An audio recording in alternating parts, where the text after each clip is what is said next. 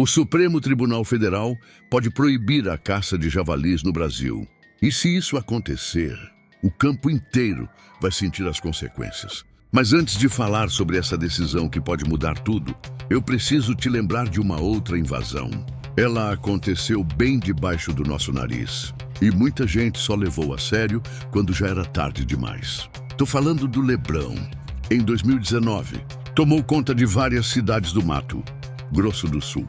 Esses bichos começaram a aparecer em terrenos baldios, hortas urbanas e até nas ruas da zona central de Campo Grande. Só que ninguém sabia de onde vinham, nem como se multiplicavam tão rápido.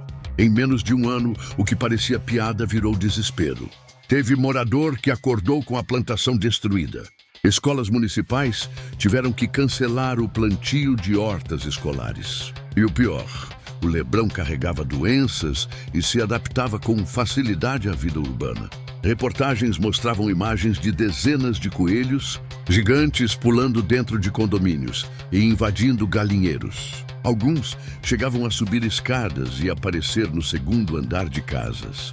E olha que a gente está falando de um bicho dócil, sem presas, que só queria mastigar umas folhas. Agora imagine quando o invasor tem 150 quilos, músculos de ferro e dentes capazes de rasgar a carcaça de um bezerro. Pois é, o javali já chegou e agora o STF pode tirar das mãos dos produtores a única forma legal de enfrentar essa praga. Fica comigo até o fim, porque o que está prestes a acontecer pode transformar o javali no novo senhor das fazendas brasileiras. Que o javali é uma praga destruidora de tudo que encontra pela frente. Isso todo mundo já sabe, mas o que pouca gente lembra é como esse bicho chegou no Brasil. Porque ele não é daqui não, viu? Vieram da Europa, bem nutridos, com pedigree, embarcados como promessa de negócio. A ideia era simples: cruzar com porco doméstico, melhorar a carne, ganhar dinheiro com um animal exótico. Só que no campo, nem tudo que brilha é ouro. Esses javalis escaparam. Alguns foram soltos. Outros fugiram dos criatórios no primeiro temporal. E quando se deram conta, já era tarde demais. O bicho estava solto e gostou do Brasil. Aqui, o javali não tem predador. Ele anda em bando, come o que vê, fura o solo, derruba cerca, mata bezerro e não tem medo de cachorro.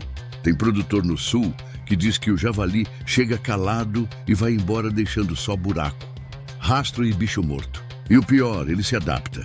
Pode estar num milharal, num pasto de capim, no meio da mata ou do lado da cidade. Não importa. Se tiver comida, ele fica. E se não tiver, ele cava até encontrar. E foi assim, bicho por bicho, que ele foi tomando espaço. Primeiro apareceu nos rincões do Rio Grande. Depois subiu para Santa Catarina, Paraná, Mato Grosso do Sul e hoje tem javali até no interior da Bahia. Parece mentira, mas tem gente que já viu pegada em estrada de chão onde antes só passava boi. E sabe o que isso significa? Que se ninguém parar, o Brasil vai acordar javaporco antes do galo cantar. Pois foi diante desse rastro de destruição que alguns estados resolveram agir. Santa Catarina, por exemplo, aprovou uma lei autorizando a caça controlada do javali. Não é farra de caçador, não. É controle, com cadastro, com hora e lugar certo. Gente treinada, com equipamento legal, que sabe o que está fazendo. Era a única maneira que muitos produtores encontraram para proteger a fazenda. Só que aí veio a bomba. Uma entidade de proteção animal entrou com uma ação no Supremo, dizendo que essa lei era inconstitucional. Que estado nenhum podia autorizar algo que a União não aprovou. E agora, quem vai decidir o futuro da caça no Brasil é o STF. E o problema é que lá em Brasília, tem ministro que nunca viu um javali solto num pasto. Nunca pisou num chiqueiro destruído de madrugada. Nunca viu uma manada de porcos selvagens espantando cavalo e vaca com bezerro recém-nascido. Eles estão julgando com base no papel, enquanto o produtor está lidando com a realidade na enxada. O IBAMA reconhece que o javali é um problema sim, mas diz que a caça armada espalha os animais, que o ideal é usar armadilha, contenção, captura em grupo. Só que quem vive no campo sabe, não dá tempo. Enquanto você monta uma armadilha, os javalis já passaram, comeram o milho e derrubaram o galpão. E amanhã eles voltam, em bando, e cada vez mais bravos. E se o STF bater o martelo e proibir tudo? Nada de abate autorizado, nada de caçador credenciado, nada de manejo no campo.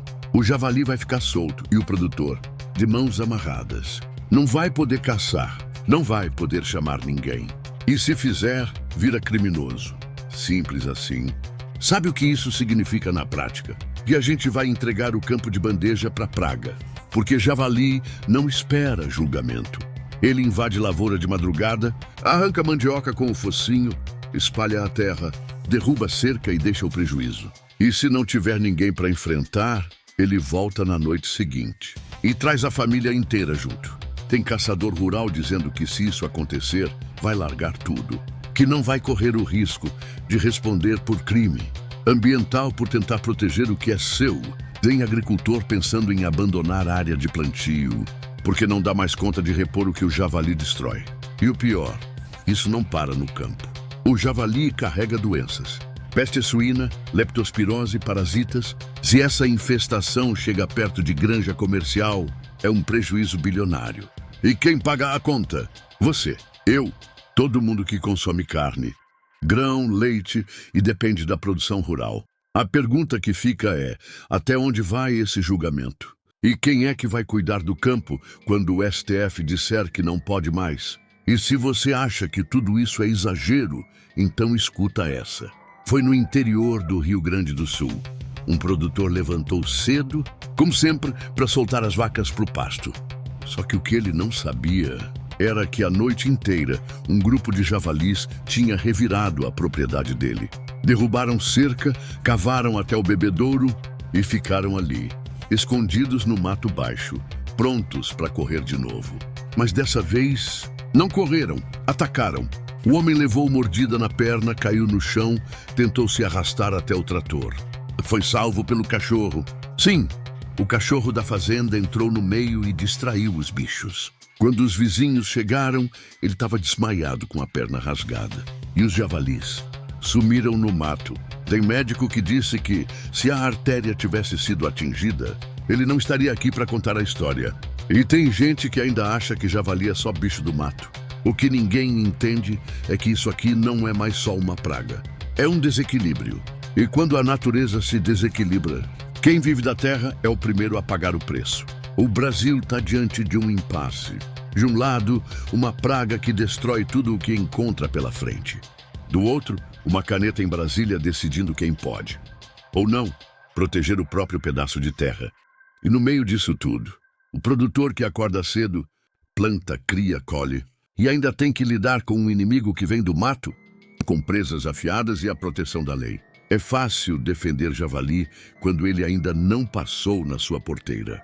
Mas quando ele invade sua lavoura, arranca suas mudas, mata seus animais, aí o discurso muda. E o silêncio vira medo. Se o STF decidir proibir a caça, o campo vai precisar de resposta. Porque o javali não vai parar. Ele não vai respeitar a Constituição. Ele não entende de liminar. Ele só entende de território. E se ninguém fizer nada, esse território vai ser dele. Aqui no Agroverso, a gente vai seguir mostrando o que os jornais não contam. Porque no fim das contas, quem vive no campo, sabe? Aqui, o conhecimento vale mais que bota nova.